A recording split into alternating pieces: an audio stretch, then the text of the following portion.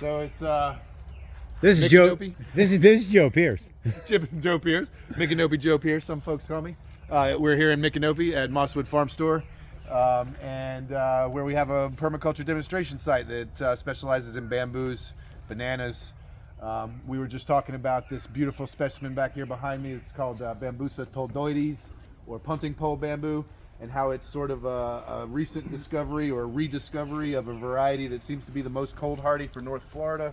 Nice and straight, easy to work with, even considered small gauge timber grade bamboo, I guess you could say, because it only gets about 3, maybe 4 inches at its maximum diameter, but that's plenty enough to build with. And so we take sections of bamboo basically to order and plant them all over anybody's yard that wants to grow them. And we have right here at my feet some really nice freshly cut sections of bamboo that Lonny and Bill here are hopefully going to take to new homes and plant in their own gardens. Oh, yes. We also have old hamii. Bambusa old hamii is, or old hums bamboo. Some folks call it giant timber bamboo because it can obviously get 5 inches in diameter, and it is on the cold sensitive side, so it is not very good north of here. Takes some cold damage here, depending on how cold the winter was. Had some get completely defoliated this year, or last winter rather, and so it needs to be south of here, which these guys are, so they're going to take some of that home as well. Right. But the whole idea here is to try and get as much bamboo growing around the state of Florida as we possibly can. The knowledge of how to use it, how to cure it, and put it together for functional, sustainable timber production. So hopefully with enough knowledge and experience and plants available in the state, we'll have future bamboo timber production. Everybody's afraid of bamboo. Everybody's afraid of bamboo. Everybody's There's so many misconceptions about bamboo. It is the most useful plant on the planet. It is grass on steroids. It is cow food better than you can find anywhere else. There's probably an acre of grass on that stand of bamboo behind me, taking up a 10 by 10 circle on the ground. Also the king of sustainability. The king of Bamboo. sustainability. Possibly more documented uses than any other individual plant in the world, and has been measured in between 1 foot and 4 feet of growth a day. But it's going to take over my No. yard, Joe. It's going to take over that circle right there. But what I've seen it take gets over, big. I've seen it take over huge properties, This Joe. is not running bamboo. Oh. This cannot take over a huge property. It can take over a fairly large footprint, and particularly when you think about a plant this size with a 2 by 2 footprint becoming a 10 by 10 footprint, or even a 20 by 20 footprint, but it will not get bigger than 20 feet by 20 feet. And that's with no harvesting whatsoever. If you harvest off of it, it will stay whatever size you want it And to that's stay. because they grow differently. They grow differently. So sympodial means all together, like a symphony. We're all hanging out in this nice little cluster.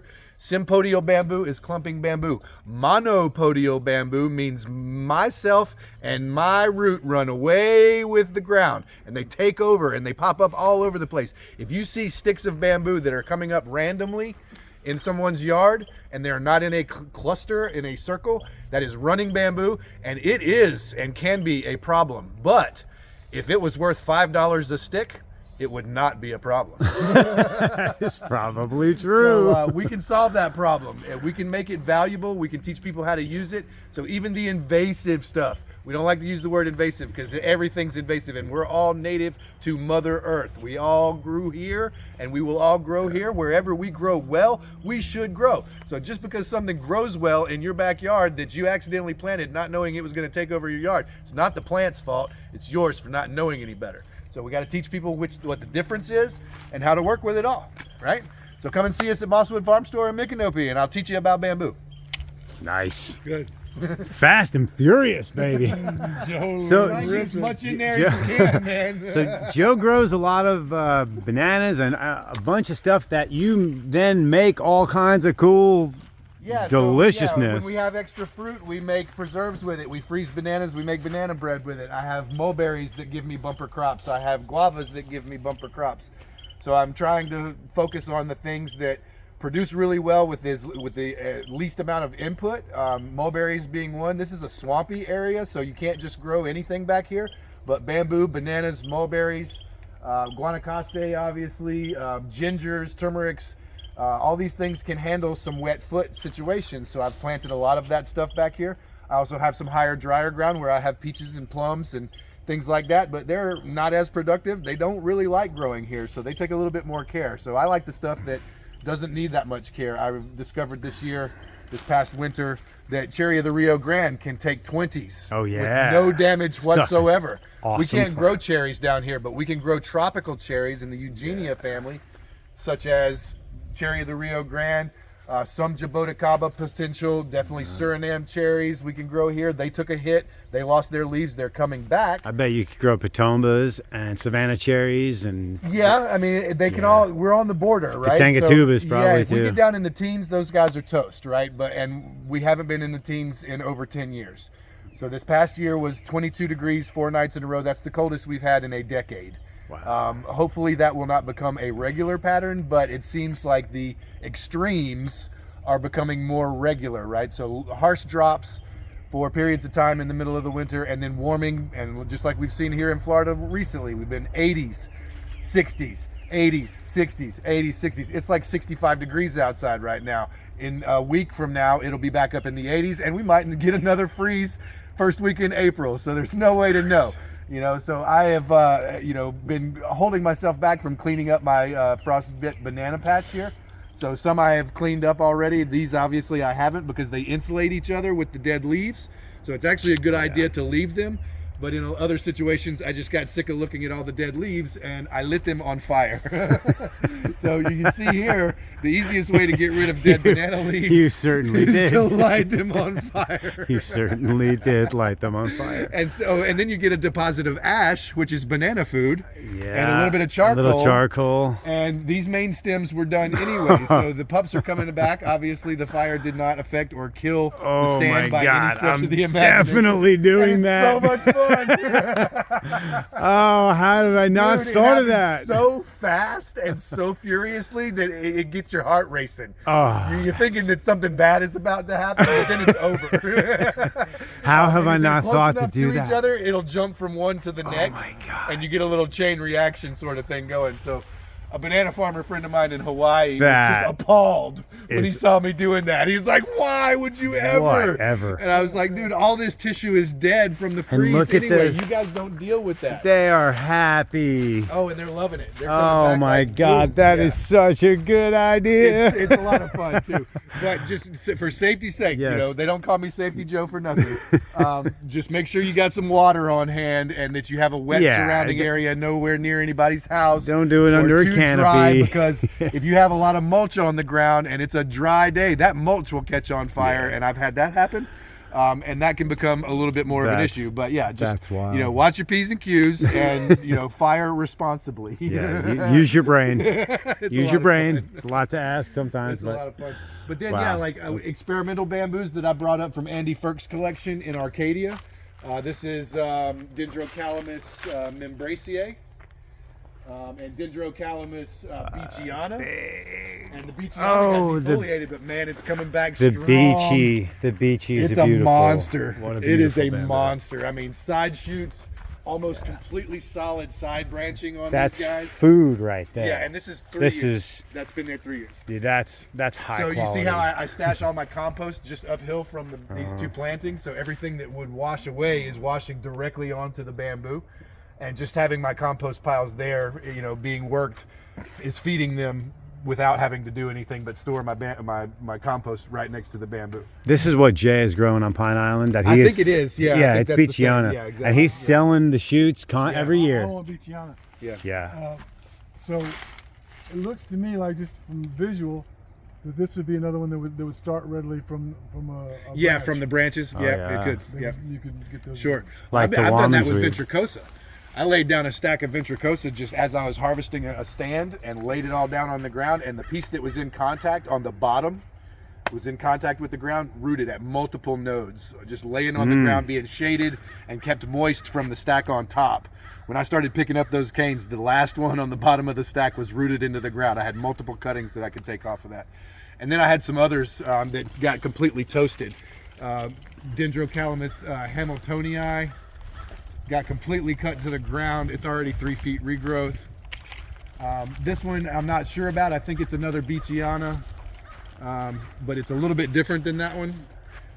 It also has kind of like the white ring at some of the nodes, but it didn't take much damage at all, so I'm really happy about that some one. big plants. And then there's another one over there in the corner that I think is a Beachiana, and it's in the shade, so it's not growing as well, but it's still alive after the winter. Very promising. I've even got Gigantea over here. Do you really? Is it growing? I was shocked. So it was just a cutting that a buddy of mine rooted. He actually had it growing an hour north of here. It's still alive. Let's see it make it. I don't think it'll ever get big and Gigantea like it would, but it's still alive. And he's got a 5-6-year-old clump up in Alachua, but same thing. South facing, tucked up underneath the trees.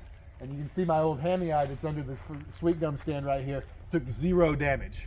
Whereas I've got an old hammy-eye that's out in the open over here, got completely defoliated. So they can take shade because they grow vertically. They've got side exposure. It's not just coming down from up top, and they can reach up into the canopy to where there's more light available. So they can take shade. That's on the north side of a stand of sweet gum trees, and it's doing fantastic. Those things are so big. Oh my God, these trees are It's definitely gigantic. a doable variety. This property is so well developed. Some of these trees, Yeah. them big live it's oaks, really happy, yeah. amazing Big back live there. oaks, good healthy old pines. Yeah. We've lost a couple in the last couple of years. We had, you can see that dead standing snag right there. 10 years ago, that was a healthy 200-year-old longleaf pine. Wow. And we got some pecans, magnolia, and all that was here. Those some old trees. Yeah. Old tree. It's a big magnolia there. Big magnolia. I have a big magnolia on one of my properties. It This ain't one that was when I big. bought this property, this one was like 8 feet, maybe 9 feet tall. Wow, some big old. That's a lot of big mulberry trees back there. Yeah, well, we're gonna walk around to the other side over here. I'm gonna show you the crop on the world's best right now. It's Oh, you guys getting it? ridiculous. Yeah, mine's ridiculous too. See, so like I planted a plum, but I had to put it up on this Hugo mound, right? So Yeah. this is big logs with swamp muck thrown on top of them, right? And then I planted goji berry over here, and this is all goji now. But Do you get a mound. crop out of that? Yeah, if I want to go in there and harvest it. Do you? Yeah. You must- you especially get a after little about mo- 3 years and established like that. Last year, I could have harvested 2 pounds off of that. You get a little more cold. I think it needs here's a little more the cold. Ventricosa. So just looking at the difference, you see how nesty it is in the lower end right there, and you can see those white stripes on the segments. Almost like a double. Oh, It's like a double. It's like okay, at the top okay, and the sure. bottom, right? And then there's that zigzag. It's not as prominent in this one because it's in the shade. Ventricosa, we meet again, my friend. Protect your eyes. So yeah, I need safety. so many I need people help safety me on glasses that right now. I did a little dig on this one last summer, and I had a piece, one of these lateral branches, go across and take off the top layer of my eyeball. So me and this fella, it's been a while. I would come back here and I would stick stuff in the ground just because the soil was so healthy, and I would just stick it in the ground so it would stay alive. And I had inherited about 100 of these multiplex in 1 gallon pots, and it's been here so long it's actually starting to die. This is what I have That's tons the of. that's the silver stripe. Yeah, this is what my whole Yeah, my silver property's stripe, got you see big the little- mature the stands. variegation on the new leaves that's coming out. Springtime, they're variegated. Yeah. Yeah, So, Joe, Yeah. yeah, mine are about to push hard. this is the finest flute-making bamboo on Right. the planet, Yep. and those are great. Yep. The length of the internode there, those Yeah. are wonderful. Yeah, they got 18 inches plus sometimes. And yeah, like I said, these are like over 10 years old and they're starting to senesce. So I'm actually going to remove them. And I've found that if you want to get rid of a clumping stand of bamboo, you don't have to dig up the roots. If you light a fire at the base and you char all of those canes, it won't come back. Huh. It really, I mean, they don't like fire, whereas a lot of other plants do better after a little bit of a fire. Bamboo does not like fire. I'll show you an example Oh, that's of how I interesting. learned the hard way. Burn down a clump of bamboo. Right? Almost did. I was Wow, burning, look at that. I was burning more. Look at that. Yeah. Check this out. It It's is the old hammy eye. so tall and so straight. What's that, about 60, 70? Maybe 60, maybe. Those are some straight, beautiful tall. And this is 4 years. wow, look at the size of that. So you can see the damage on these inner canes where a fire went through and crawled through the mulch, and it was literally only on the canes for a matter of seconds, and it was able to do that much damage. So now that area is not taking up nutrients, and those canes are probably not much for this world. So unfortunately, those were really good canes that I did not want to damage that way. So fire is not bamboo's friend. Oh my God! Look at this. Yeah, look at this. This is that. This is the another mature version of the Thai everbearing. Yeah. This is. Yeah. So now you understand why Joe was talking about a bumper crop Yeah, that's a bumper of crop. fruit. They absolutely love this soil. This is 3 years, 4 years max that this tree is old. Swamp love. I've pruned it Oh multiple my times. God! I can't even.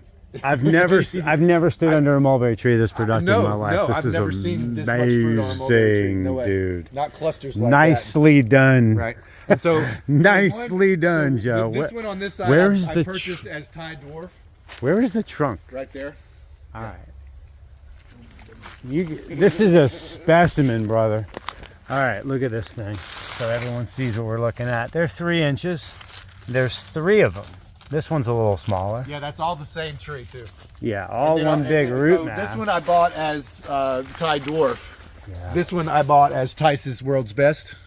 Yeah, it's the same. They're same, It's right? the exact same thing. Exactly. Yeah, a whole bunch of Well, us you have see, looked at that. They're woven together in an arch over our heads here. So this is the underside of these branches. That's right. And they are Look at- literally touching the ground from the weight Oh of my the fruit. God. Oh my goodness. But it makes them way easier to harvest, right? Yeah. It's like it's all right here. All right. If you all ever right wanted here. to know how to grow mulberries, I don't believe I've ever seen a better demonstration of how to grow mulberries. This is the one way unreal. to do it. This is unreal. And last Oh my year, God, look at this last year branch right in here. March, it had a crop just like this that it lost in our Easter freeze. And then it came back and did it again immediately afterwards. Yeah, it they- might have had a smaller crop the second go round, but it made a full second crop after getting completely annihilated by the late freeze. This is absolutely unreal. Look at this. Yeah, and they're just starting to ripen up here and there. But Yeah, in a we ate a our week first from few now, like I'll be getting pints a day. And then we use this in our pastries, right? We make a jams with fillings, you know, toppings, all kinds of stuff with these guys. So this is pastry. Yeah. Oh my And then God. This is the Australian white or green. This tree is, I'm in love with this tree.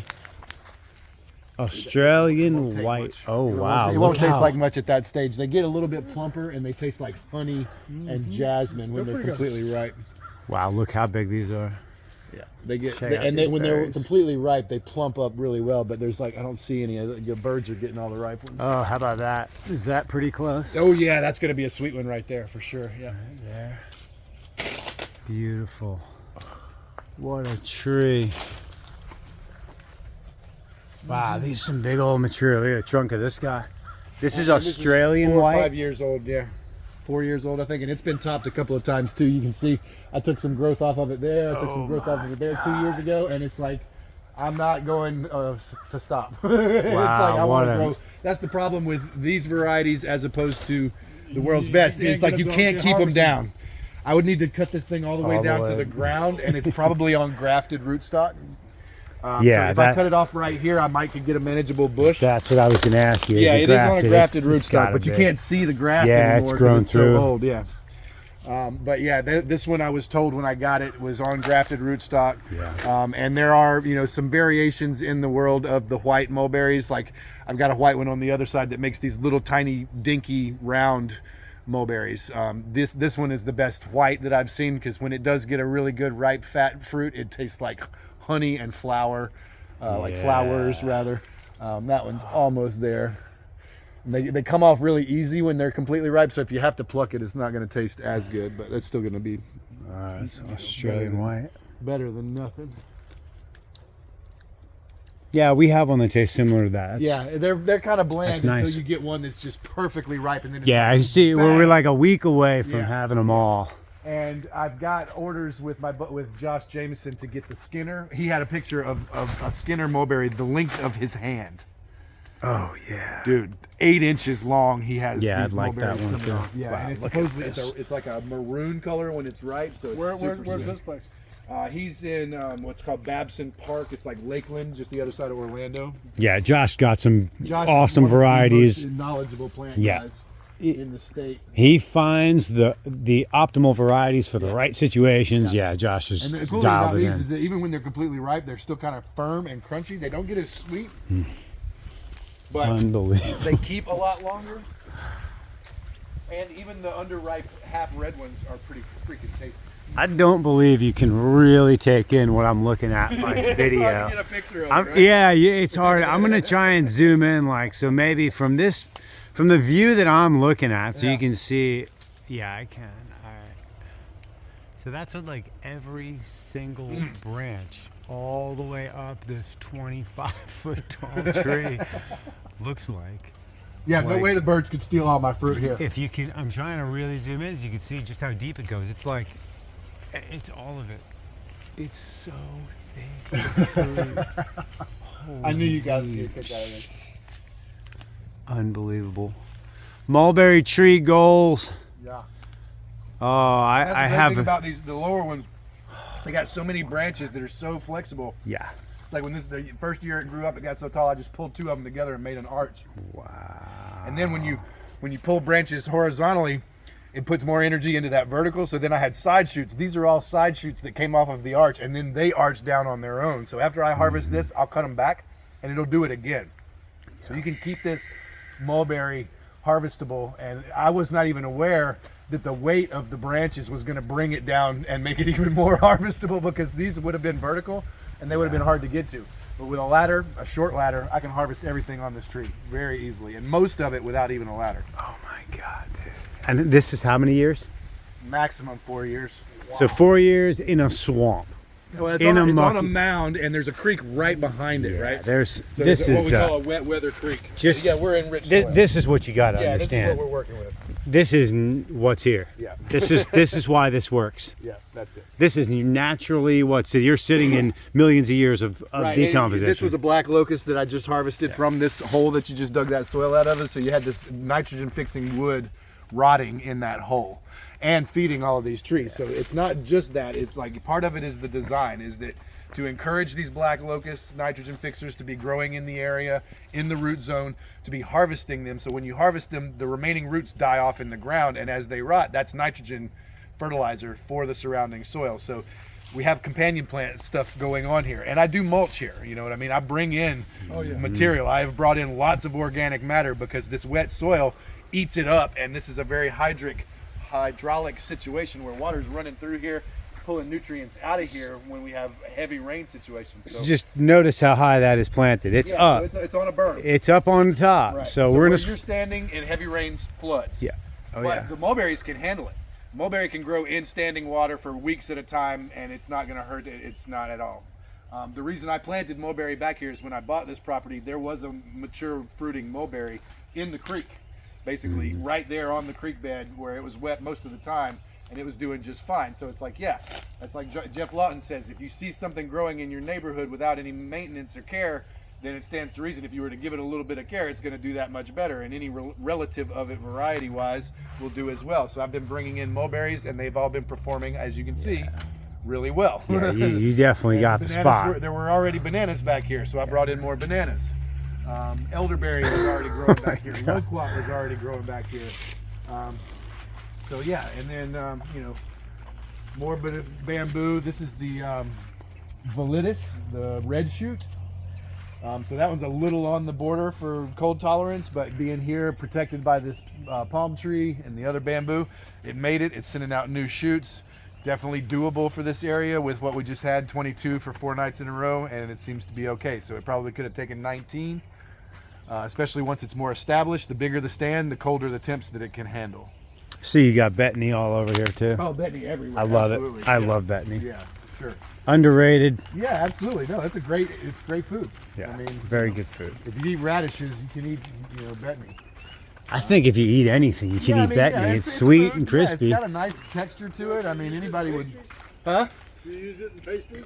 Not the Bethany, no. Bethany pastries would be an interesting thing. Well, I mean, yeah, if you cook it, it gets a potatoey, starchy kind of a texture to it. So I can see it being added to some, savory That stuff everywhere. Nice loquat coming in right here in the shade. Oh, yeah, I got all kinds of loquats everywhere. Oh, look at So this. peaches and plums. Look at them plum trees. Beautiful. Look at this. Look at the These are plums. Are these peaches? Yeah, so that's a cultivar. That's a tropic Oh, yeah, prince. yeah. There's some fuzzy. This is a wild seedling. This is a wild seedling. Elderberry. Cattleya guava. Nice big Cattleya That's guavas. the lemon. So the lemon is more cold hardy than the strawberry. Yeah. My strawberry's got Yeah, there's some nails. peaches. Lots of peaches. So another example of keeping a mulberry low and harvestable. Yeah. This is only 2 years old, so it's still really young, but it's got its first few fruit on it. Braiding them together. So these are the plums. Oh, yeah, there we go. So those are some Gulf There. area plums that I got from the Panhandle that it seemed to be doing really well down here. Yeah, they got plums all over them. Look Yeah. at all that. Beautiful fruits everywhere. Man, what a cool spot. What a cool little thing Joe's got going this is here. the first year I've ever seen cold damage on low plots. Look at that. Look at all I these was plums. amazed. Plums are This one's still so got, The big good. one's still got a crop on it. It made it through, or at least fruited Big right old after the low frost. plots. And it's got a bunch of fruit on it up top and the back. Yeah, how about that? You did get frost damage, Dude, huh? really bad. Wow. Like I said, I've never seen it so bad on Yeah, I never have either. That's interesting. Well, Still most some of it fruit is down because here. it's fruit set that got bit and that fresh growth around the fruit set. Huh. But yeah, so that's this is a cultivar or a named variety called Christmas, and those are seedlings Yeah. that just grew there naturally. So we Yeah, have them all over the I property. planted Christmas this year. Yeah, it's a pretty tasty one. It's not the biggest one. The one I like the best is the Novak or Big Ed's or something Big like Jim? that. Is that the Big Jim? Yeah, some people call it Big Jim. Yeah, I've been needing to get my hands on one of those. So that's what this one is on the back wall here. And then like the avocados, our cold hardy avocados, no damage. So there's a cold Which hardy. ones? Which ones are you doing well this with? is Gloria is the name of that one. This one's called May. It's not doing as well, but I mean for a little stem like that, Yeah, making it through that's the winter, good, it's that's actually good. still hanging on. That's Big Jim, huh? Yeah, that's Big Jim. So yeah, you can see the graft where it's coming off the side of the main trunk. That's the graft. Yeah. Yeah, you got any scions? Hey, I you got- wanna take some cutting. Yeah, I got we- I have yeah. rootstocks. Yeah, actually, I wanted to take some of these branches off so you could have like that. Oh, lovely. This long guy coming off the side here, that could get trimmed off. That one could get trimmed off. Coming soon to the Reid Farm. There you go. Yeah, this is probably one of my favorites because it gets huge. I mean, they can get as big or bigger than a chicken egg. Nice. Sometimes they only have one seed inside of it, so there's a lot of flesh Wow. to seed ratio. And especially if you can get them to where they're that nice orange color after the yellow stage, they're just sweet. Oh my God, they're so good, so juicy. I got Palucci this year last I don't know year. that one. That's a big giant one Yeah, too. okay, Big old yeah. fat monster. Yeah, because I've seen pictures from like Europe and France, and even in Spain, where their loquats, for whatever reason, are just huge compared to what you usually see around here. So they've been selecting for fruit. I think it's because they appreciate the fruit over there a little bit more, and they've been selecting for fruit and seed collection for a long time, and have gotten a lot out of it. But yeah, I've got wild citrus. That's a cool little tangerine that came up from a seedling, and I just kind of encouraged it, and it's doing well. Made its fruit for the first time last year. They're sweet, surprisingly sweet, and very loose. Like you can almost shake it and the fruit rattles around inside the skin, so super easy to peel. Little seedy, but sweet. So seedlings are not always what you thought that they might be, but if you have the space and you can encourage them, you might get a good surprise. Man. And then yeah, We've- see, like this is the strawberry. And Oh I wow, strawberry got Dude, it toasted, got huh? toast. And I kicked myself because I literally took 50% of this plant down before the freeze. It had gotten so tall that I wasn't able to harvest it easily. So yeah, yellow, not as No, cold that- sensitive. That's That's also yellow. It's also sitting underneath that big elderberry. Yeah, that's I bet true, that but helped a this- little bit, this but guy had a huge banana here. There was a Still, huge banana there, but you it's had in the middle of the yard. 22 Yeah. degrees you For had? 4 nights in a row. Yeah. Okay, well there's it didn't die, but No, it's certainly seriously damaged. The worst I've ever seen. well there's a threshold for that. Yeah, well, and you can see that how it's banging back pretty good. It's Oh already yeah, got you'll flowers, get fruit. flowers but on the new growth and everything. It's still hanging, but Well, it's- like I said, I had taken 6 feet of this plant off of the top of it just before the freeze came along. If I had left it there, that would be what was damaged. Yeah. And this lower half would be in a lot better It's just shape. nice to see it actually push to its limits. I haven't really seen it take any damage in my place Yeah, yet. I was so. really surprised. And even under this tree over here, like this is a red one as well. That was strawberry Cattleya guava, in case anyone didn't catch that. That is the. I grow the lemon Cattleya guava and the strawberry Cattleya. These are the buds right here, little babies. So that he's talking about 22 degrees for 4 nights did a decent amount of damage. So that is a Central Florida champion right there. Well, and the yellows, like I said, they took it way better. Yeah. Well, and so that's a yellow, and it's like this is the worst of it. It's still got leaves on the tips, so it definitely handled it much better than the reds.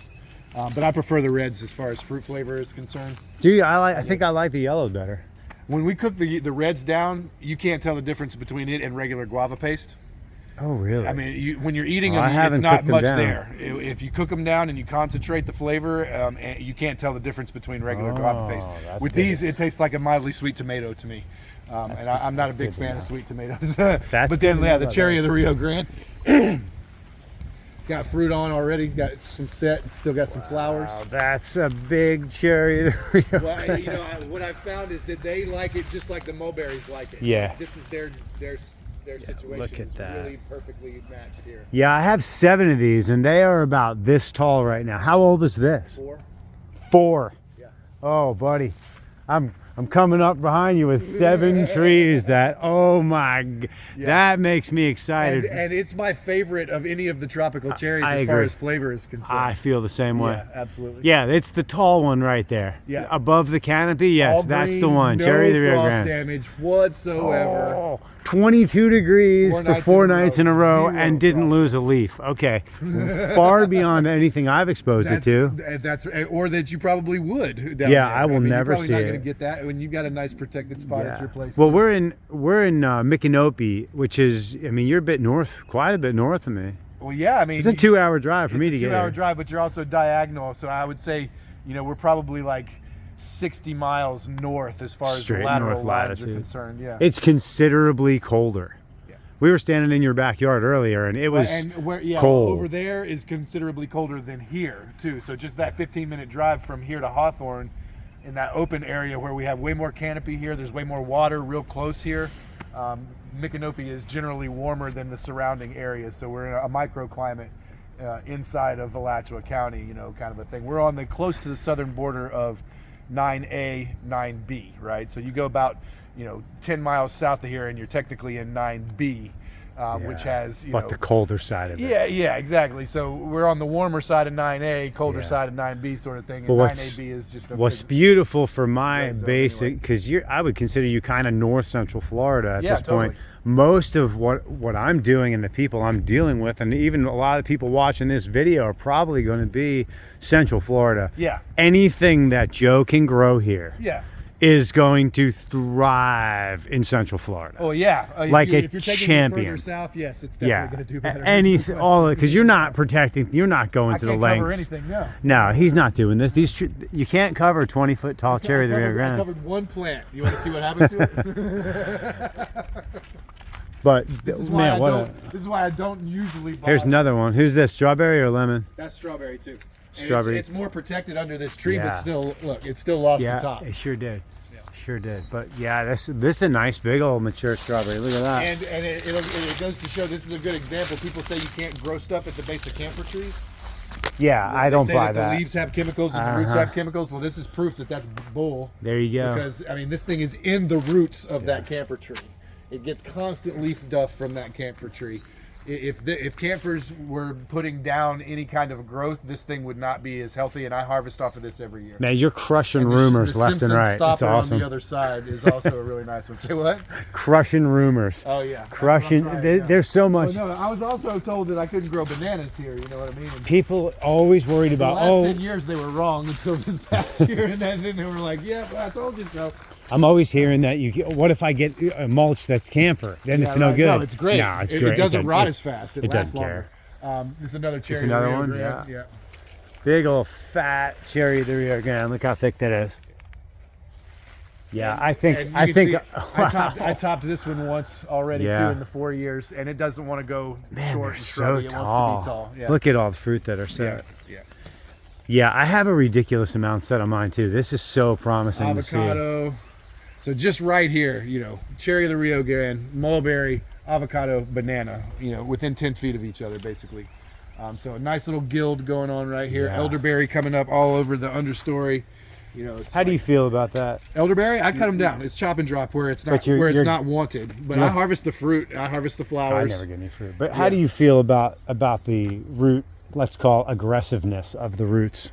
I think it's more seeds. I think these are mostly seedlings, but either way, it's not a problem. It's chop and drop. It's green Yeah, manure. just If go it's- with it. It's anything else. It's like, you know, nothing is invasive. Nothing is a weed. Sure. It's just in a place where it's not as convenient for us, right? So, Yeah, I'll make yeah. it convenient. I need some fertilizer. I chop it down, and all of a sudden, it's fertilizer. It's no longer a problem. But yeah, if you have mature trees that you don't harvest off of, you're going to get seedlings. There's just no way around it. And I have mature trees all over this place. But yeah, we're going to look at the Devoted Cava. So I was at Eli's place yesterday. How And does this place look? it's coming along really nicely. He said what's up, by the way. Oh, cool. But we were walking around and we were noticing the same thing. Same thing in my place. It's just chaos. Right. The weeds are grown. Everything's grown. Yeah. So this was my prized Yeah, bro. red Devoted Sweetheart. Cava. I'm sorry he did this to you. Look, I built this bamboo structure, These are my- and I had plastic. These two are my layers people. Of plastic over this thing. Okay, I had it weighted down. I had basically done everything I could do to protect this girl, and she still got nailed under plastic. Man, with all that canopy all smushed up in there too. Yeah, well, she's not gone. No, she's not. But You know, it's there's a bunch new of growth wood coming loss. out, but man, that was heartbreaking. Like I said, she had made it through freezing temperatures over the last couple of years for a single night at a time, and very unfazed. So I was like, you know, covering it up. That's all I need to do. She's gonna be fine. And Okay. Boom. Dead. All right, another. And was that sitting next to it? Absolutely. The whole time it Wow, didn't make big- enough difference. big tub of after water 4 sitting right nights, there. It's not warm anymore. After a couple Yeah. of nights, it had ice on the top of it one morning. You know what I mean? So that water is no longer a thermal mass after 4 nights. The first night it did something. Now, how long has it been in the ground? That's 3 years. Okay, so it's 4 been years. there a while. Yeah, it's a nice. It's probably 5 years old total. I had it in a container for 2 years. When they're not rooted well, then I see damage. But once Right. they've been in the ground, Oh, it can for come me, back. Oh, for me, sure. no, for me, I get no damage. Oh, I don't you even get any damage leaf, in the ground. Yeah, no sure. leaf Yeah, loss, yeah, nothing. I didn't cover anything. Yeah, yeah. So that's I'm gonna prune that back in the next couple of weeks, and Yeah. she'll come back. Probably gonna dig it up and give it to a buddy of mine who's got a greenhouse until I have a greenhouse. So that's the next big plan. Pot that thing up. Something that's going to be problematic. Yeah, I mean they're eating all the leaves. You know, those are the tent caterpillars. caterpillars, Yeah, you know what I mean. I just usually just yank them out and feed them to the fish or something. But there's so much on here. It's like even a little pest damage like that is not going to do anything to my overall. It's like Oh. the deer can come through here and graze all these leaves off. It's not going to do anything. Oh, darn, we landed back at the mulberry tree. Full circle. Darn. I guess I have to make sure that they're still tasting Dude, good. there's still some fruit in here. Yeah, man. Anything that's even half black. Yeah, they're is nice and tasty. just to eat off of this mammoth monster tree. This is the earth giving back because Joe takes good care of the earth. That's right. Oh my God. Oh, give me more. I want more of this. Oh, this is crazy. Yeah, I'm so glad that you guys are digging This it. is so killer. Yeah. I mean, you don't. I guess, like, I don't see this every day because my tree isn't that mature yet. I found this variety about 2 years ago. Yeah. So, yeah, you're a couple of years ahead of me on it. But so I'm sure I'll be there. But R2, right? if, Time over? yeah, this is it. Yeah, I mean, as far as productivity is concerned, I've never seen anything like There's it in the mulberry nothing world. that compares with this tree. Yeah, I mean, Nothing. I've had better flavor, you know, by far, but not productivity. I've never seen anything. Even the dwarf everbearing, right, makes fruit like they're all ripening It's at like that size it's right like a there. pimple. Thousands of them. Yeah, Yeah, it's like that's bird food, right? Yeah, I don't even. Let them have it. I'm not even going to waste my time. But when you can just go through here and just drag your hand through here, Just and lay the a ripe sh- fruit just falls off in the palm of your hand. Lay a It's sheet like- down on the ground and shake Yeah, the shake branch. 'em, sure, Oh, yeah. it's so satisfying to do that. That's what we did when I was a They're kid. just But laying across the ground. There we go. There's ripe fruit on the ground. Yeah, see, there's ripe fruit down here. Oh my God. This is going to be the most epic harvest when you pull this in a few weeks. Yep. You got like a week. You're a week away. Well, there's a good one. Oh man. Yeah, that's almost there. Delicious fruits. Awesome. Yeah, I mean, if you eat a couple of the red ones, then one even half ripe is way sweeter. Yeah, even the tangy red ones are awesome. Yeah, I like sour fruit. Yeah, like I've always been a these big fan of right sour here fruit and underripe fruit. for grazing. I mean, Yeah, sure enough. I'll eat that Yeah, all absolutely. day long. Absolutely. Oh my God. What a treat to just stand here. Yeah. I was reaching for a fruit and I stopped the video. Oops. Wow. So cool, man. Yeah. What a place you've assembled here. Thanks, man. It's a labor of love. It sure is. And when you got this kind of soil, and that's why I bought the place. Like, besides the fact that there was already like a food forest in the making back here, because there was bananas, mulberries were growing back here, elderberries, ginger I found growing back here. The black locust was already here, so you had nitrogen fixers, you had fruit, you know, you had chop and drop. All that stuff was already here. So I was like, and the soil was just as healthy as it could possibly be. It's like I dreamed about having this place for about 5 years before it actually went up for sale, and we were able to buy it. And because it's a swamp, we were able to get it for a steal. You know, so I've basically made the amount of money that we paid for this lot off in the first 3 or 4 years just selling plants and fruit. So, you know, $15,000 I think we paid for 3/4 of an acre or something like that. Because it's swamp, you can't build on it. There's an easement that is basically drainage for the town. And when we bought it, the drain that goes off the property was clogged. So it flooded every time it rained. I had left my wheelbarrow right here. A big rainstorm came through and I came back the next day and you could not see my wheelbarrow because it was underwater. So like this deep would have been around how much water could fill up in here, because the creek would overflow and then all this lowland would completely back up with water. So that's why the soil is so healthy, because it did that for generations. Yeah. Just laying all that down. And it is a natural low spot, and this would be what you would call a wet weather creek, even without the drainage, you know, that basically collects all of the stormwater runoff from Main Street, Micanopy, and dumps it into this little ravine right here. This So is what there's we were. constant water. This is what we were talking about. I'm always trying to bring this to people that don't have this type of property, and which Yeah. is the majority of people. Yeah, no, I mean, not a lot of, We a all lot have of the folks have sand. swamp, you know. Sure, some people have the swamp, and we're Yeah. generally trying to grow. It's usually in sand. That's right. And your hard pan is right there. Yep, that's right. The hard pan. I mean, I'm standing on top of Right. it and some stuff in between it. Yeah. But the hard pan in my place is like 11 feet down. Right, and it's sand in between. And it's sand in Yeah, between. between So your feet and that all 11 the nutrients. Right, yeah. Now we always talk about that, millions of years worth Yes, of that's right. of degradation Right. sitting here, Yeah. and it can't go anywhere. Yeah, I mean, you look at how slick Yeah. that stuff is. It is. Yeah, it's grease. This is everything. This is all of it. The whole property. Yeah, pretty much. It's just nutrients, Yeah. fertilizer. Right. Well, and a lot of it, you know, I've found is locked up because of the acidity. So every year or two, I need to put a bunch of ash on the ground back here, or lime, and all of that starts to get released, right? Because the acidity with the pH locks up that stuff, and it's there, but it's not available to the plants. So you have to give that balance with the minerals and stuff like that to get it to keep releasing the nutrients. And it also, a lot of it gets leached away because there's constant water sort of running through this property. I mean, you saw the gator on the other side of the ditch. Yeah. It's got to stay wet fairly regularly for gators to hang out. We have snapping turtles that come and lay eggs in this ground every year, right? So I've found baby snapping turtles that I marked the shell a little bit, and then I come back a year later and they've gotten bigger and they're coming here and they're hanging out. So they come back and forth, right? So this is like their laying grounds. So this is all brown and terrible, like we know it looks in the winter, but this place has got to be astounding in the middle of summer when everything is popping. Yeah, people Oh, say my. it's like going back home to Costa Rica, Yeah. or, you know, to the jungle somewhere, and it's like, yeah, it's a sad example of what it can look like. That's for sure. This sucks when this happens, Yeah, but happen to us all. Oh, you know, but one of What those it that is. we were looked at in the backyard that I burned, it had one of these on it. I'll send you the video. I took a video of it while it was on fire, because this was burning and there's smoke coming off of the tips of the bananas in this crazy pattern, and there's a flame coming off of the top of the banana stalk. Yeah, that video should probably be part of this video. Yeah, well, you can. Yeah, I'll send it to you. splice You can that in splice there. it Yeah, that somehow. will be Yeah, cool. 'cause it was pretty cool. I mean, You know, like I said, I've had people that were, you know, really kind of shocked and appalled that I would light my banana plants on fire like that. But especially when it's already made a rack of fruit, it's not going to do anything. Yeah, that's not. So you're not damaging anything to light No, that one on actually, fire. it makes. But if I was to do that to this one right now, it would burn and kill all of those green leaves, right? So I don't want to do it now. I was doing it before. So this one I would just chop down, maybe burn it on the ground.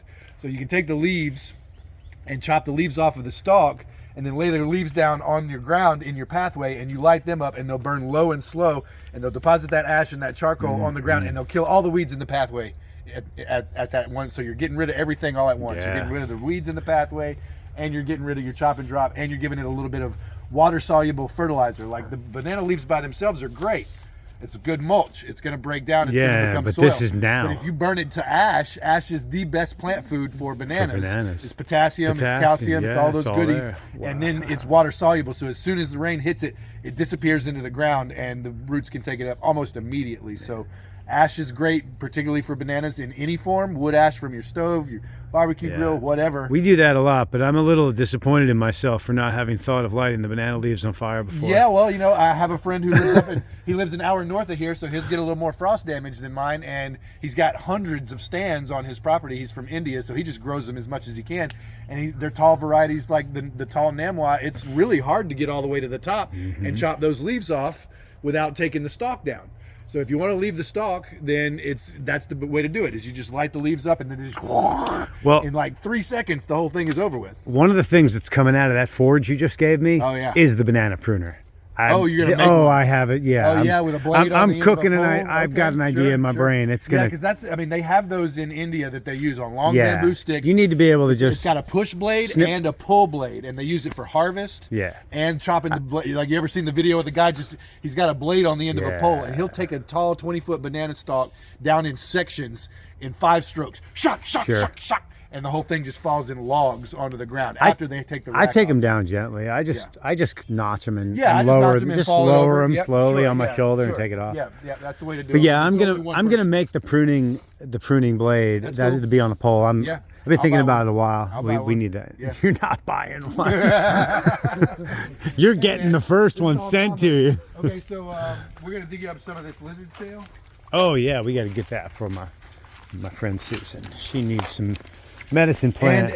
And it's a underground runner. It's a rhizomaceous type thing, right? So it's gonna have.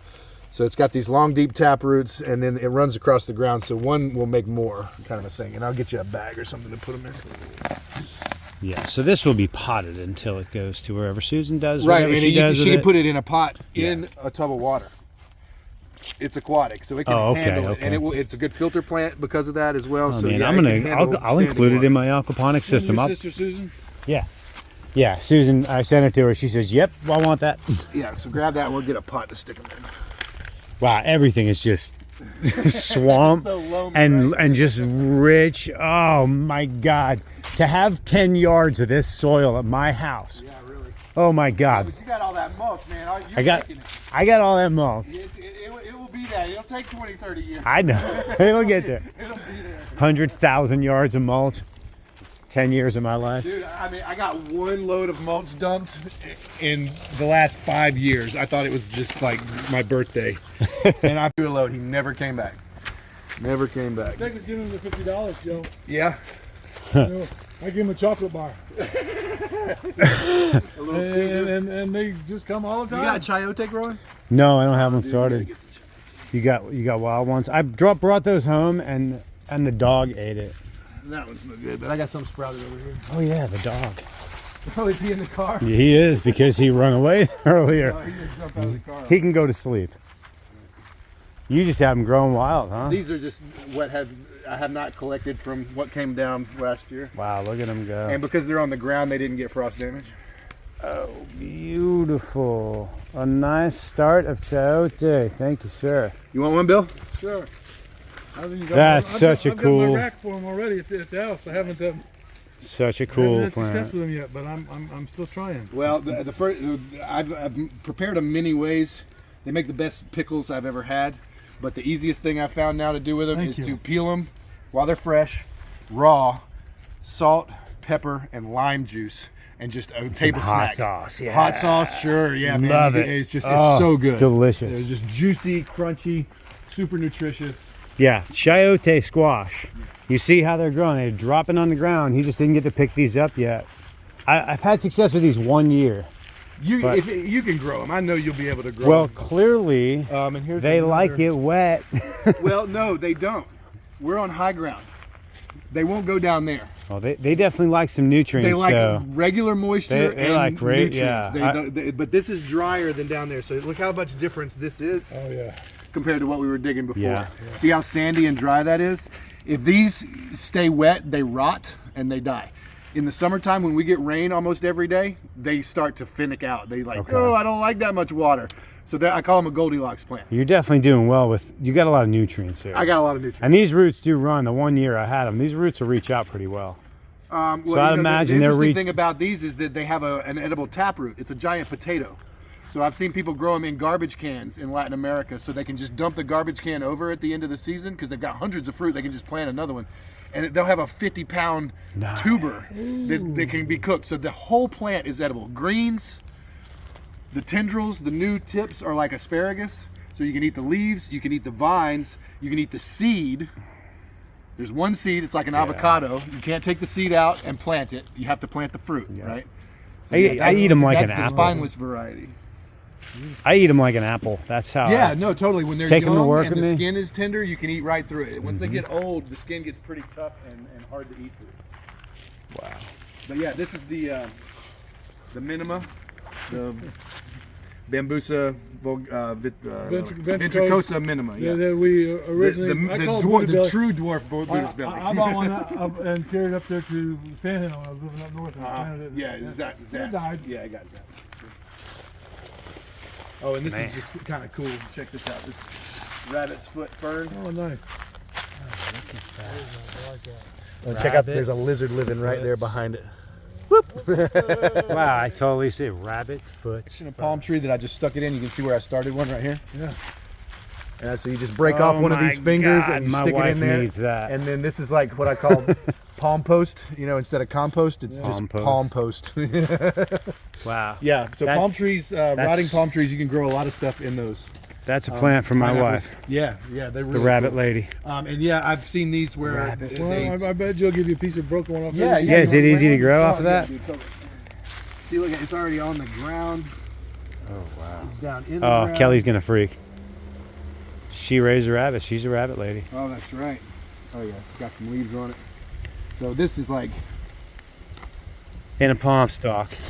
and that's like 4 pieces. You can cut it into sections, and each one of those will root and grow another one. I've seen these like sell for $1 a section for planting. So neat. Thank you. Look Yeah, at man. And Look you at can that. tuck it into the boots of a living palm tree, where it's got the shag and the Yeah. boots, and it'll crawl through those. You've seen ferns growing off the side of living palm do it in trees. the staghorn. It'll take over. Oh, it'll grow in a staghorn. Oh, too. there. That's where she's going. That's Yeah, awesome. the hanging ones are really Man. cool. So one of the things that I did when I first got that is I took sections of the palm tree, drilled a hole through it, and ran a piece of all thread, and then hung it. So I had a hanging piece of palm trunk with those ferns growing on it, so it would grow over the entire thing, and it would just encase it, just kind of like a staghorn will in a cage. Except once it rots, obviously it's going to fall off of the bar. But for about 5 years, they would hang on, and the fern will just grow around it. They don't need a lot of care. They're pretty hardy. Well, man. Oh, you said this is just 3/4 of an acre? The whole thing is just under 2 with the Oh, store okay. up front. Gotcha. But yeah, this property back here was almost an acre. So we are at Mosswood Farm Store. I would say that you guys should probably come visit. Because this is quite the treat being out here. What an awesome property, man. Thanks, bro. So cool. Cool Thanks a lot coming from species. you, 'cause you So- got one too. What are your banana varieties that you're liking here? Dwarf Namois is number 1. Tall Namois is number 2. Orinoco is probably number 3. Blue Java does really well here. The true Blue Java I've had really good success with in the 2 years that I've had it now. Rajapuri comes back pretty well. Mysore comes back pretty well. Pisang Ceylon comes back pretty well. Apple is one of my favorites. The real true Manzano is a really good variety. I had 40 in the experiment here, and now I'm down to about 10 that I could say will, readily return from even as harsh of freezes as what we just had. But I have stems that should be coming back with new growth on them that are not, because they're basically frozen to the core. So they need to be cut all the way down to the ground. But as you can see, 90% of what I have is growing back in some fashion. So they can all take the harsh winters. They don't die. They just get severely damaged, and in some cases need to be cut all the way to the ground. And you're coming back at the same rate I am. Yeah. We're at the same spot. Yeah, sure. So. Yeah, sure. I went an hour south of here to Wonderfield, and they had 3-4 nights in the 20s there as well. They were probably in the upper 20s while I was in the lower 20s, but that's not enough of a significant difference to really make that much across the board We went lower difference in 20s in my damage. place. Yeah. Yeah. And I'm right across the I-4 from him, Yeah. so I'm colder. Yeah. Oh, it's amazing how just a short distance. I mean, Oh, yeah, a couple go miles. across town here. Yeah. My first property was behind the water tower. The municipal water tower is basically in my backyard. So Micanopy is a warm sink anyway. It's a microclimate that stays generally warmer. But then the water tower, if you think about the way water tower works, it's like it's got thousands of gallons of water way up in the air in direct sunshine in a steel container. So the sun hitting that in the middle of the day all day long warms up that water, and then cold air travels over that steel container and settles, and it comes down, and it's warmer when it hits the ground than it was when it started to settle, because it's had to travel over all that steel. So I think the water tower was protecting my yard to some degree as well. And I've got a lot of the same stuff growing over there that I have growing here. Most of it still took some damage, particularly this year. That's the place you're redoing to sell? Yep. Yeah, it's a tiny house, 500 square feet. That my wife and I lived in for 10 years, and she wanted something bigger, and then we got that monstrosity you guys saw that it's got a whole upper floor. We don't even go upstairs. It's way more than we need, and the property values are about to skyrocket on that side of town. So yeah, we're going to unload that place as well, and probably move on to this property. I mean, this is where all my work is. Yeah. This is where all the soil is. Yeah. It's like I can grow absolutely anything here. There's more than enough room. We've got a house up front that'll either remain a business, or it'll become an Airbnb, and we can stay in it when we're here. We're going to have an RV, be able to park an RV back here, have space for our interns, and have events and specialty stuff that we do when we want to do it, rather than having a 9-to-5 retail jail, as my wife likes to refer to the store, because we're tied to it 50 hours a week, to make it work. And so we're going to retire early-ish. 50 is pretty early, considering the states and their idea about retirement. But I'm going to continue working, and I'm going to build bamboo structures, and I'm going to plant bamboo farms. Yeah, you're not going to stop. You're not going to stop doing what you do. No, Your life is schlepping coffee and pastries. Yeah. But that wood-fired oven in the backyard here, that I'll be using, and I'll make pizzas, and I'll do breads, and we'll take You're them to going to farmers do markets. the exact same thing that I'm going to do. As soon as I don't have to do it, I'm going to do the exact same thing, just less of it. Yeah, right. Yeah, That's it. basically. Yeah. That's I'm a good way just to put going to it. do Just little of it, less. and more traveling and shit Yeah. that I haven't done and been able to do ever. Like this, coming up here and being able I'm to so walk glad this you guys place. came, man. This is a great. Yeah. I great try to day. sneak Lonnie out on Wednesdays when I can. Yeah, that's great. I'm always off work on Wednesdays, so it's easy for me to do something. So I'm gonna head We out of haven't here been and able go to get ride my Andy bike. Firk to reply. Yeah. Yeah, we're going I think to go do he's that. decided he's a little more stationary and not traveling Oh. for workshops as much. Yeah. But he won't. not even responding at all? He won't respond. He's Yeah. ghosting us. Yeah. I'll get him. I'll find him. Yeah. Yeah, we need to go get. He goes through stages. We'll get down like there. Like we all do. But We'll get down there. Yeah, yeah. We'll go. He's, But this was definitely after the hard to get convergence. hold of, I had 2 destinations that I needed to get to, and this Yeah. was one of them. Yeah, so. well, I appreciate you making the time to come up Man, and check I it out, appreciate you showing us all Yeah, this. man. This is so impressive. but- I appreciate it. You walk up here and you go, "Oh, cool, lots of banana trees." And then the gems that are in there. Yeah, there's Oh layers. my God, buddy! There's some hidden gems. You in got there some for sure. great And that's stuff. the thing, is that it was a learning experience, So now those things that are working so well, that's where I'm pushing my focus. Like all those avocados that made it through. It's like I'm going to do a lot more avocados, but they're the same like the stone fruit. They don't like wet feet. So I have to give them particular situations. Yeah, And mount, it's all jack just them mounds. up, mound them mounds, up, and you have fertilizer for the rest of your life here. Yeah. you don't. That's amazing. Oh, and beyond that, it's like you saw all these piles. It's like I have 2 horse farms that give me all of their horse waste, and it's free. The guy even got a dump trailer made so I can come and get it without having to shovel it. Because I told him, I was like, dude, my back can't handle it. It's like I'm doing everything else with my back. It's like I cannot make it the room to shovel. I actually cracked a rib shoveling manure out of a trailer. I'd never done anything like it in my life. I'm literally just pushing a shovel like this, and it popped and cracked a rib. I hit my knees. I was on the ground. It was the most painful thing I've ever done with a shovel. I can put it that way. I was like, how in the hell did I just crack a rib pushing this stuff out? So I was like, yeah, no. So he had a box trailer that he had been loading it in for me, and I had been shoveling it out. And I was like, I can't do that anymore. So he went and had a hydraulic kit put on the thing. So now it's a dump. Whoa. So he loads it up. I got a load waiting for me right now. So I get about a load a month of that. We've got 3 bat houses here in Micanopy that they built with funds that came from the government, wild spaces, public places. Obama gave, I think, $170,000 to the city. They built some new houses for some low-income folks. They did some park renovations, and we put in 4 bat houses that give me about a 55-gallon drum of bat guano every month and a half or so. Whoa. Yeah. So that's free, unlimited, high-quality fertilizer. That's good shit, man. That's good shit, Good man. shit. And the great thing about it, and I tell the people this in my workshops all the time, is that you have to feed chickens, or most people do. You feed cows, you feed horses. All of that manure that you're getting from them, you actually paid for.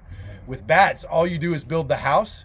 You don't feed them, and they give you free, high quality, way better than horse manure. Some of the best in some the of the best world. you can How get. do you harvest that? Is it coming out of the It house? comes down out of the bottom and it piles up on the ground underneath it. And the one that we spent the most money on, we put a concrete slab underneath it. So I literally just take a flat blade shovel and scoop it right up. The other ones, I get a little bit of sand and a little bit of seeds and a little bit of stuff in there. And it does really like to carry weed seeds because the weeds grow really well around a bat house because they've got all that washout fertilizer coming to them. So when you collect it, you almost always get weed seeds in them. And what I've found is that if I distribute that bat guano raw, I plant all of those weed seeds into my garden. So I started making tea with it instead, and then the seeds get destroyed in that soaking process. And then I've got a liquid fertilizer that I can broadcast a lot more liberally than just putting the bat guano on the ground. And then once the tea is made and the seeds are dead, I can use what's left in the bag from making the tea, and I just throw it on the ground, and I'm not transplanting those weed seeds. So there was a little bit of a learning curve with that, but the bat houses you can build for nothing with scrap material. How high up do you have to be? 22 feet, 20 feet minimum, I think. I've seen them as low as 16 feet, but they don't seem to get as occupied as well. They really like being at least 20 feet, and they like to have an open flyway to the southeast. For whatever reason, they go away from the sunset rather than towards the sunset. So like the ones that we put out in the open were the first ones to get occupied. The ones we put in the woods took a lot longer, but they eventually did get occupied. And a 4x4x4 box can hold 50,000 bats. Dude, they stack. I mean, they're this big when they fold up. They're literally like little mice with wings, and they stack so tightly next to each other that a piece of plywood this big can have like 600 bats on it. So they've got layers of plywood with 3/4 inch spacing inside that box. It's wrapped in sheet metal, so you can use pallets. And there's all kinds of YouTube videos on how to build them out of scrap material. You just take pallets and you add pallet wood with gaps in between it, inside of it. They like to have something to grip onto, so rough sawn wood, plywood with saw kerfs in it, or screen. I was told that something about cedar, they don't want to go into a cedar house. Cedar's got some sort of the aromatic to it, is like whatever deters moths from cedar boxes is something Keeps bats similar. It out. doesn't like it, yeah. So you don't want anything aromatic, but I've used pallet wood and built a few of them that I sold because people came and asked me to, and I just haven't gotten around to building one of my own because I don't really need it because I got bat houses right here in town. And in most cases, people that have bat houses or areas that have bat houses, they usually don't collect the bat guano because it's not a farm that they're usually on. It's like there's one at a forestry center here in Alachua County, and they don't use it. And every time I go out there, it's 3 feet deep. It's thousands of dollars worth of fertilizer on the ground. And people talk about fertilizer scarcity and expenses. It's like all the fertilizer you ever need is around if you know what to look for. It's like all of these green things is fertilizer. Remember, they tried to kill all the Aborigines in Ace Ventura too, over guano. Yeah, right. Guano. And, well, and you know, if you read the 1491, we were talking about the dates of pre-Columbian intervention around the world. It's like one of the first things that the Spanish started doing in South America is harvesting seabird guano off of these islands off the coast, that basically the entire island had been capped over with seabird guano, thousands and thousands of years. So they started shipping that all over the place right around the same time as this huge agricultural boom, people farming corn, and because corn was brought from South America to the rest of the world, wheat was brought from Europe to the rest of the world. So at the same time all of that exchange started, the first fertilizer booms were going on too, and then they started started digging it out of caves when they discovered that bat guano was just as good as seabird guano. And like I went to Carlsbad, New Mexico, and hiked through a cavern where up here was a 17,000-year-old calcite cap of rock, and then this was 8 feet of bat guano that had been petrified and preserved, that they had dug trenches through, that you could walk around in and to harvest it for fertilizer. So caves, under bridges, a lot of times in sports stadiums, bats move into sports stadiums and they become an issue, and there's bat guano everywhere, and it stinks to high health, especially in the hot summer. You know, so you got to collect that stuff. And they do like bridges sometimes, don't they? Though? Oh, they love bridges. Yeah, there's a couple of concrete overpasses where they poured the concrete, and there's like these gaps for expansion in between, and they move into that.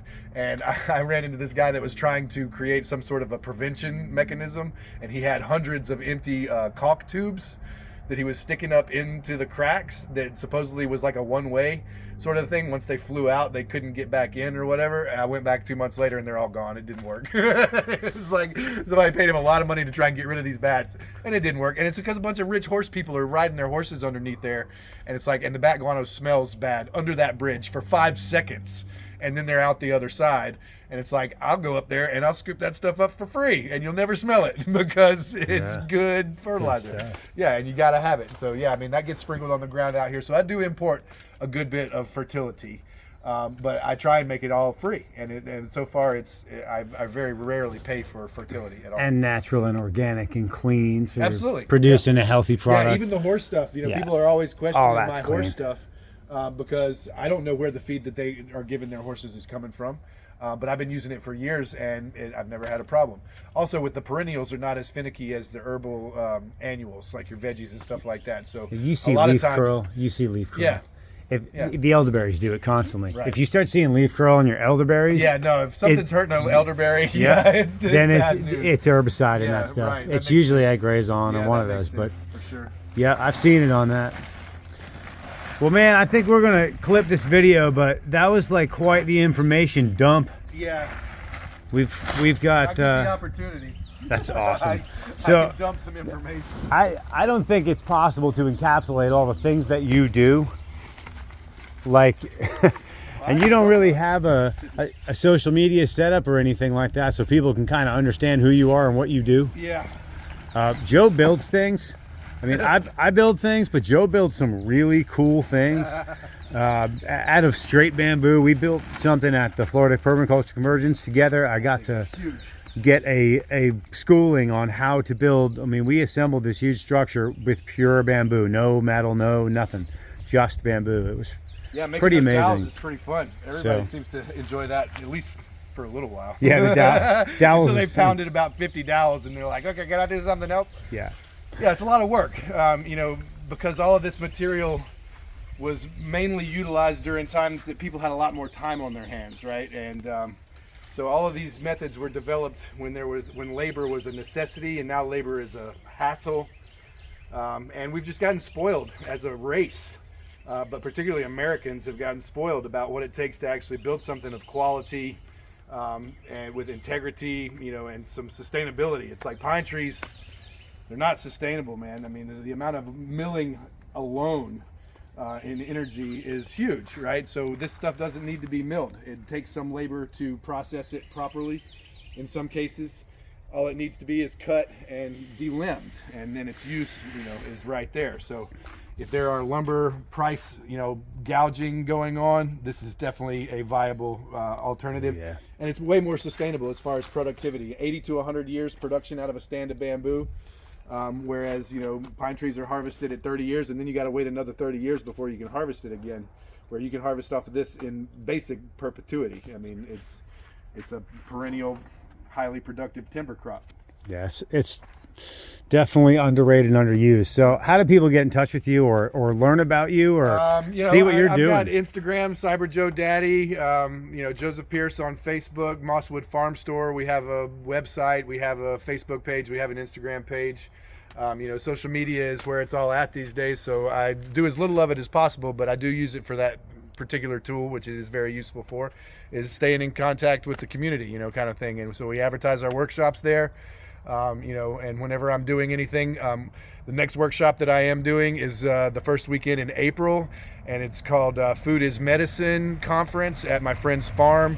So Swallowtail Farm has been an organic CSA in the Alachua County area for over 10 years, and they recently relocated their farm to right down the road, which is in the neighborhood, and I'm helping them develop bamboo production for their cattle fodder and for construction, and you know, I'm really good friends with them, so they're having a Farm to or Food is Medicine conference where they're having, I think it's 20 something professionals and a keynote speaker from White Oak Pastures, which is one of the more sustainable, famous, I think the guy's name is Will Russell, if I'm not mistaken. Sorry if I didn't get that right, but he's going to be the keynote speaker, which I believe is going to be virtual through video, but then we're having personal workshops all weekend, Saturday and Sunday.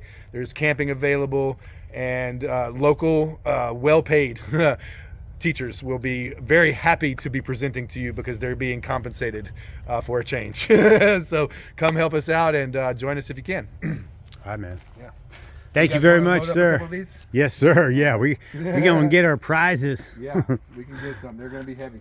All right, everyone. Hope you guys enjoyed that. I thought that was a pretty amazing This one experience. is not too heavy. And this one can actually get cut